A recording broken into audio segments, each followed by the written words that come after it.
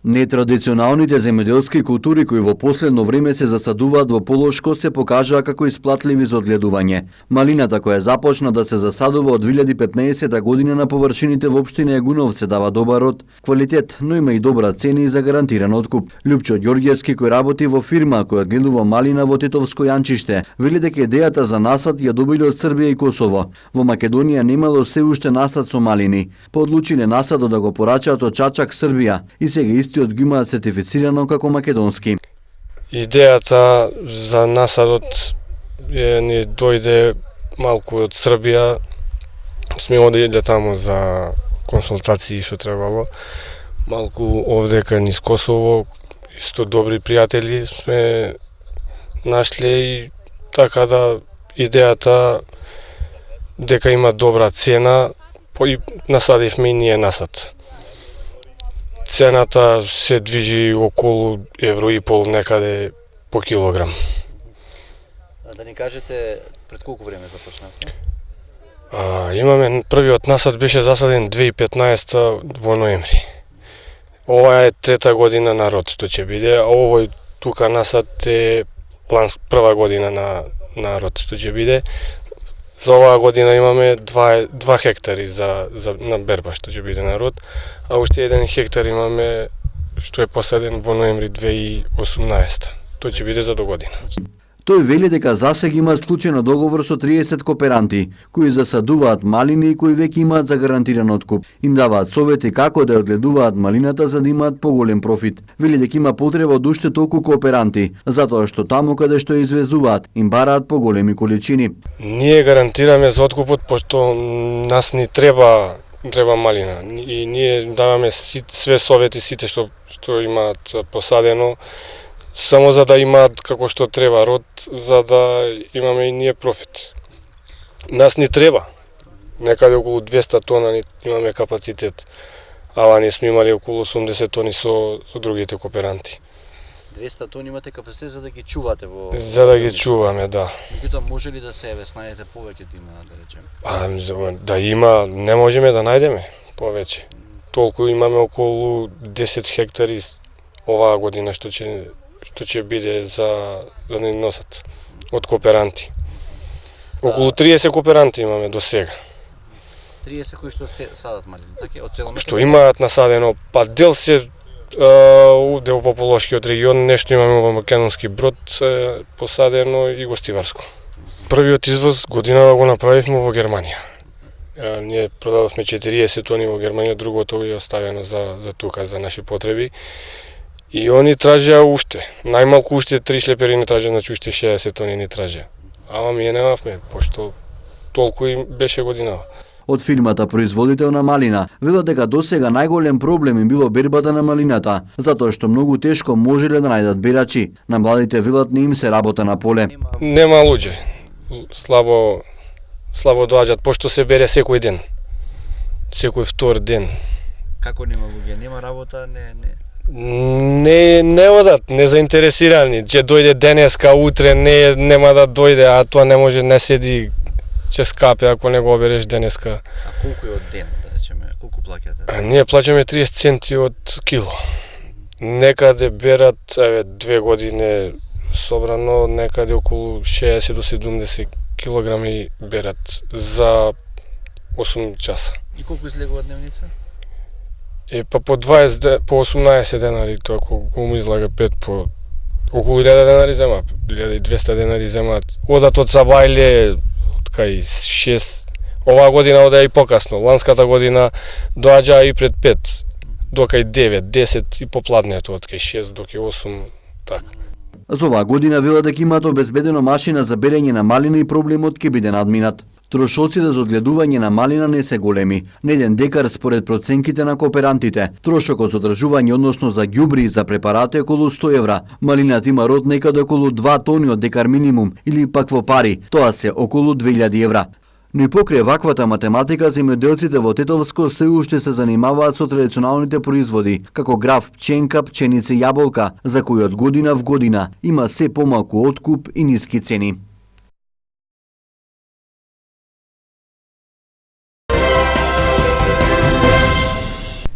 Шефот на мисијата на ОПСЕ во Скопје, Клемен Скоја, денес беше во прва официјална посета на општина Гостивар, каде се сретна со градоначалникот Арбен Таравари.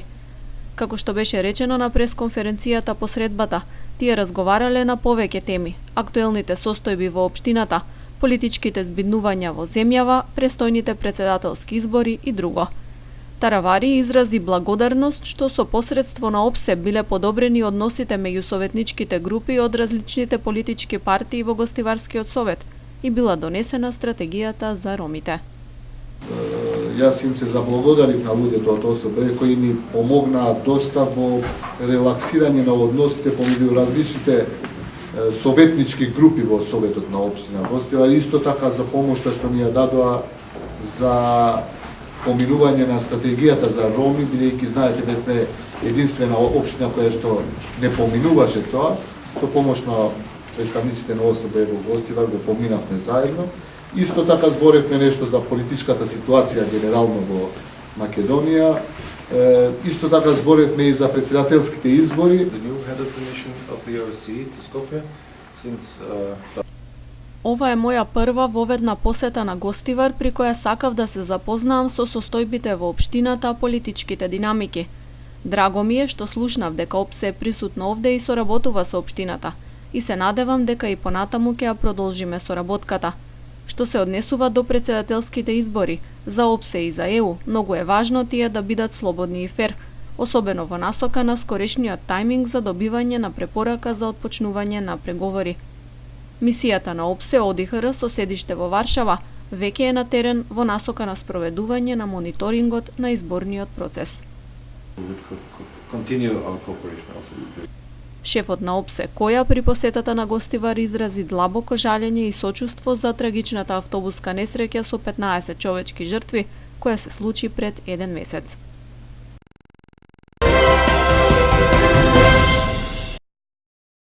Автомобил удрил во 20-годишни деца пошто веднаш го напуштил местото. Сообраќајката се случила вчера околу 13 часот на улица 168 во Тетово, при што во децата пешаци удрило патничко возило Кија со тетовски регистерски таблици, управувано од 52-годишник од Тетовска Голема Речица. Повредените пешаци со друго возило пренесени се во Тетовската клиничка болница за укажување на лекарска помош, а возилото кое ги удрило набрзо е пронајдено и обезбедено. Извршени увити се работи на расчистување на случајот. Од СВР Тетово информираат и за најновата сообраќајна акцијска контрола, спроведена вчера од 10 до 14 часот на поширокото тетовско подрачје.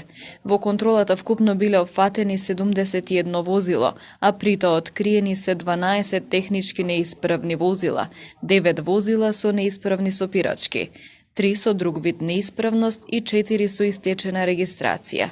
Покрај тоа биле откриени и 5 возачи без дозвола, како и 11 други прекршоци, од кои 8 непрописно паркирани возила. Сите откриени прекршоци биле заокружени, односно санкционирани со 34 прекршочни, 16 мандатни платни налози и 2 барања за поведување на прекршочна постапка. Технички неисправните возила, но и оние кои ги управувале без возачка дозвола, биле исклучени од сообраќај. Во гостиварската акција пак вкупно контролирано е 21 возила. 7 од нив биле со неисправни сопирачки, 1 со неатестирани фолии, а 5 непрописно, односно погрешно паркирани. И овие прекршоци санкционирани се со законски предвидените поднесоци, информираат од Тетовската полиција. Денес се навршува 1 месец од страотната сообраќајна несреќа на автопатот Скопје-Тетово кај селото Ласкарци, која однесе 15 човечки животи и го зави Гостивар во црно. Гостиварци се уште чувствуваат тага по своите сограѓани и со болка и жалење го спомнуваат трагичниот настан. 13 февруари ќе остане запишан како мрачен датум за градот, но и за целата држава. Автобусот на Дурмотурс кој тргнува кон Гостивар од Скопската автобуска станица во 16 часот и 15 минути, со 51 патник излетал од коловозот, ги пробил банкините, паднал и се превртел на стариот дел од патот. Трагедијата ја стресе земјава, беа прогласени денови на жалост, се одржаа комеморативни седници во спомен на жртвите. Гостивар го посетија многу државници кои изразија сочувство и се потпишаа во книгата на жалост. На жителите од селото Ласкарци, кои први притрчале да помагаат при несреќата, општината им додели благодарници. Гостиварскиот совет донесе одлука за издвојување на финансиска помош на семејствата на настраданите и на повредените. Гостивар се обедини во тагата и во пораката, сите се возиме во ист автобус. Причините за несреќата се уште се истражуваат и надлежните институции засега не откриваат во јавноста што покажале досегашните вештачења, исказите од преживеаните патници и другите материјални докази. Последната информација од јавното обвинителство е дека го добиле вештиот наод и мислењето од машинскиот факултет за техничката исправност на автобусот, како и вештиот наод на електротехничкиот факултет за функционирањето на уредот што ја снима брзината на движење и активноста на возачот. Во несреќата животите ги загубија Раметула Абдураими, Валде Техамити, Јовица Трпевски, Бесим Фетаи, Онур Садику, Еса Темрули, Ајдин Исмаили, Бејза Узеири, Зоран Давидовски, Бобан Аврамовски, Трпана Јаневска, Дејан Ристевски, Павле Костоски и Арсе Арсоски.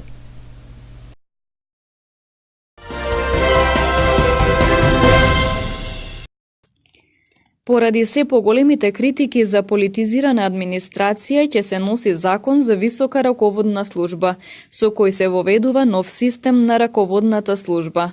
Со овој закон треба да се разграничи што е политичко именување, а што раководна служба која треба да се професионализира и да биде надвор од политичките влијанија. Поради тоа Министерството за информатичко општество и администрација организираше јавна расправа за предлог текстот на Законот за висока раководна служба, чија цел е да се слушнат забелешките и предлозите на сите засегнати страни, со цел да се подобри текстот на законот кој веќе е објавен на ЕНЕР. Клучните критики и од страна на Европската Унија, и од страна на Сигма, но и од страна на граѓаните во изминатиот период беше токму политизацијата на јавниот сектор, она што граѓаните го викаат администрација, иако овде во овој форум се разбираме дека се работи за две различни работи. И наше гледање на работите е дека политизацијата, притисоците врз вработените може да доаѓаат од менаџментот, од раководните позиции. И затоа почнуваме од тука да ја разрешуваме ситуацијата. Да ги увериме пред се граѓаните дека сите раководители, високи раководители на институции ќе се професионалци со интегритет, кај кој што пред се граѓаните ќе имаат доверба дека токму тие луѓе се соодветни за таа раководна позиција. Тоа можеме да го направиме само единствено доколку начинот на избор е отворен и транспарентен. Нормално отворен и за учество на сите оние кои што ги исполнуваат условите. Северна Македонија е прва земја во регионот која што ќе воведе јасни критериуми за избор на високо раководни службеници, но имајќи во предвид, а после деталите од законот ќе бидат објаснети од страна на државниот секретар, мислам дека сме и помеѓу ретките во Европа кои што ќе воведат ваков систем на избор на високо раководна служба. По спроведени контролни брисеви на вработените не постои простор за паника во врска со откриените случаи на инфекција со бактеријата МРСА во основното училиште во Бутел и во градинката во Чаир, соопшти денес на пресконференција владиниот портпарол Миле Бошњаковски. Апсолутно не постои простор за паника. Се работи за бактерија од групата на стафилококни бактерии и, според направените анализи од Државниот санитарен и здравствен инспекторат, како и од резултатите од Центарот за јавно здравје, овој вид на бактерија се лекува со редовни лекарства и со обична антибактериска маст. Истовремено, од страна на Државниот санитарен и здравствен инспекторат, веќе се преземени сите неопходни мерки и во училиштето и во градинката. Спроведена е дезинфекција, механичко чистење на просториите и сите други мерки кои наложува протоколот при појава на било каква бактерија. Потенцирам, не постои потреба од затварање ниту на училиштето, ниту на градинката. Оваа бактерија е утврдена кај 3 деца на возраст помеѓу 5 и 6 години Превентивно се земени брисеви од 36 деца, 2 воспитувачки и 1 хигиеничарка, но сите овие дополнителни брисеви се негативни, дечињата се дома и ја добиваат неопходната терапија и уште еднаш не постои простор за паника. Тројцата кандидати за председател кои собраа потписи за да влезат во трката се Гордана Силјановска-Давкова, Стево Пендаровски и Блери Мрека. Нивните партии очекуваат нивниот кандидат да биде изгласан како председател за сите граѓани, така барем најавуваат. Но кои се очекувањата на граѓаните? Прошетавме низ центарот на Скопје каде ги анкетиравме граѓаните за нивните очекувања за председател. Дали е можно да имаме председател кој обединува и колку актуелните кандидати може да ги исполнат нивните очекувања. Повеќето сметаат дека не е можно да имаме председател кој ќе работи во интерес на граѓаните, а дел од нив велат дека е време за председател кој обединува. Очекувам председател што ќе го изберат на фер избори народот.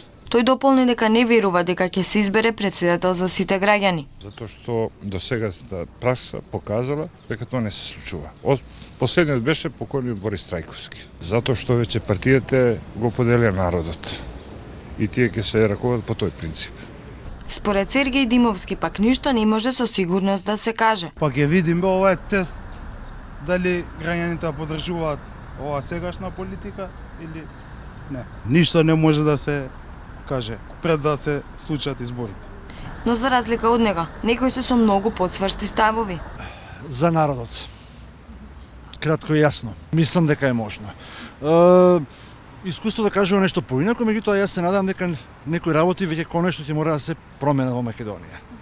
Mevleira, ska dat je ska dat schwach positivitet. Mislim to. Han är president i telefonen per popollen. Pa taj cali to hin oko to po nas njoni per popol. Cali hin праваите веќе. Инаку владеачката партија го избра Стево Пендаровски како кандидат избран од 31 партија. Стево е човек кој одамна донесе одлука да влече напред на место назад. Ги избра граѓаните, големи луѓе, локомотиви во владата кои одлучија да одработат во владата за реформите за граѓаните. Одлучија да дадат предност на надпартискиот Стево Пендаровски, изјави премиерот Зоран Заев. И опозицијата својот кандидат го представува како надпартиски кандидат. Кандидатот Гордана Силјановска-Давкова представува вистински консензуален председателски кандидат на македонците и на сите граѓани на Македонија, изјави лидерот на ВМРО ДПМН Христијан Мицкоски. Поддржувајќи го Блери Мрека, кој не е партиски член, Алијансата за албанците и Бесапак, истакнаа дека со него ќе докажат дека сме подготвени за непартиска личност да стои на чело на државата. Според партиските соопштенија и според ставовите на граѓаните, кампањата која не е официјално започната ќе се води токму за тоа кој е подобар надпартиски председател.